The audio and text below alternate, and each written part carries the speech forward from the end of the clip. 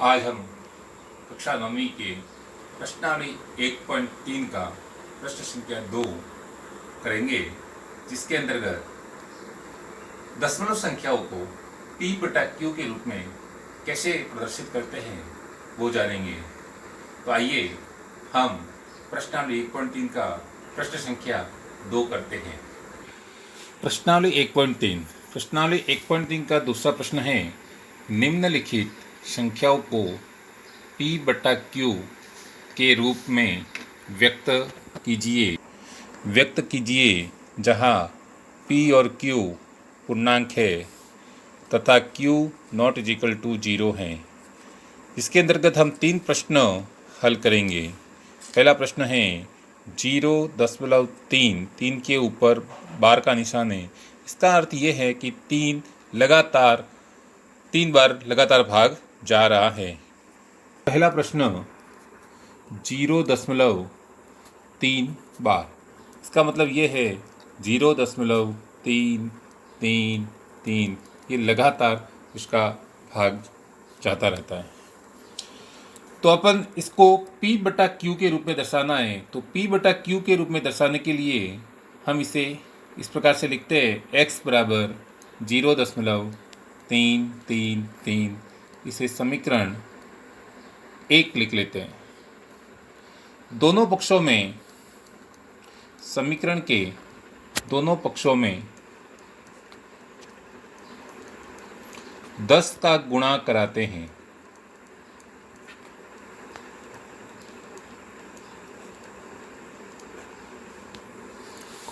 अब 10 का ही गुणा क्यों कराते हैं? तो देखिए, दशमलव के बाद जो अंकों का दोहरान हो रहा है, पुनरावृत्ति हो रही है, कितने अंकों की हो रही है? केवल एक अंक, 3। केवल 3 की ही बार बार पुनरावृत्ति हो रही है। जितने अंकों की पुनरावृत्ति होंगे उतने शून्य वाली संख्या, यदि 2 अंकों की पुनरावृत्ति होंगे तो 2 शून्य यानी 100 से गुणा कराएंगे। यहाँ पर 1 अंक की हो रही है, इसलिए हम 10 से गुणा कराते हैं। तो चलिए 10 से गुणा कराते हैं। 10 का गुणा x से होगा तो 10x, और यहाँ पर 10 का गुणा किया तो आ गया 3.333। यह आगे 3 असंख्य यानी अनंत तक चलता रहता है। समीकरण 1 और 2 प्राप्त हुए। समीकरण 2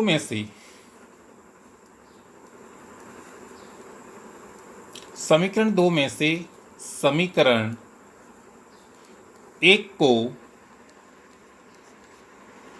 घटाते हैं। समीकरण 2 में से समीकरण 1 घटाना। अब समीकरण 2 क्या है? इस अपन सबसे पहले लेफ्ट हैंड साइड का लेते हैं, 10x, और 1 में क्या है? x, तो 10x में से 1x घटाते हैं। इसी तरह अब राइट हैंड साइड में देखेंगे तो 2 के अंदर है 3.333 अनंत तक, और माइनस में है समीकरण 1 0.3333, ये भी अनंत तक है। तो समीकरण 2 माइनस समीकरण 1 ये घटाएंगे तो यहाँ पर देखिए दशमलव के बाद 3 अनंत तक, इसमें भी दशमलव के बाद 3, तो इधर तो ये दशमलव के बाद तो 0 आ जाएगा, और इधर पूर्ण अंक है वो 3 प्राप्त होगा। 10x में से 1x जाएगा, 9x आएगा। तो x बराबर, चूँकि 9x बराबर 3.0 यानी 3 है, तो x बराबर आ जाएगा 3/9। यदि ये दोनों अंश और हर आपस में कटते हैं तो इन्हें काटिए। दोनों के अंदर समान संख्या 3 का भाग जा रहा है।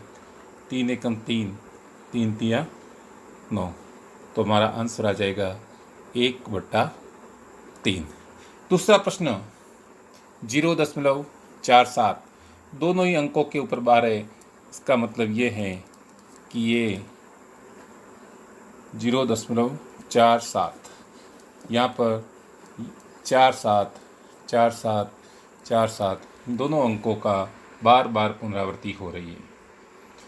x इक्वल टू 0.474747, समीकरण नंबर 1। पुनः दोनों पक्षों में, अब चूंकि दो अंकों का बार बार यह पुनरावृत्ति हो रही है 47 47 47, इसलिए दोनों पक्षों में 100 से गुणा कराने पर, अब दोनों पक्षों में 100 से गुणा कराएंगे तो आ जाएगा 100x, इधर 200 से गुणा कराएंगे तो ये दशमलव जो है यहाँ से हट करके यहाँ आ जाएगा 47.474747 अनंत तक 4747 तक चलता रहेगा। ये आपका समीकरण नंबर 2 हो जाएगा। समीकरण 2 में से 1 घटाने पर, अब 100x में से 1x जाएगा, 100x माइनस x तो आ जाएगा 99x। 47.474747, अब दशमलव के बाद 474747, या भी 4747, तो दशमलव के बाद है वह दशमलव के बाद शून्य आएगा, और दशमलव के पहले वाली जो संख्या है 47 माइनस 0, तो यहाँ पर आ जाएगा 47। x का मान आ जाएगा 47/99। ये हमारा आंसर आ जाएगा।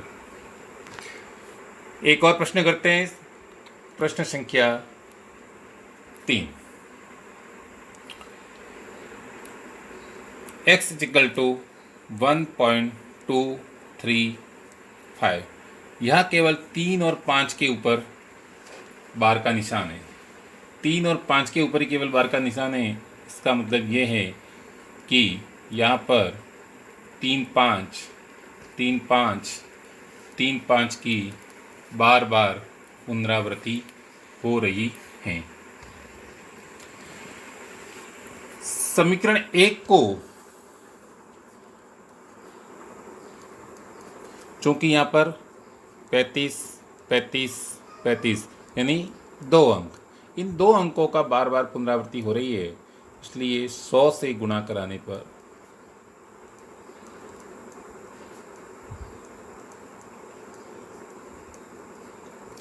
जब 100 से गुणा x का होगा तो 100x = ये दशमलव यहाँ से खिंचक कर यहाँ आ जाएगा 123.5 35 35 35। यह आपका समीकरण नंबर 2 हो गया। समीकरण 2 में से 1 घटाने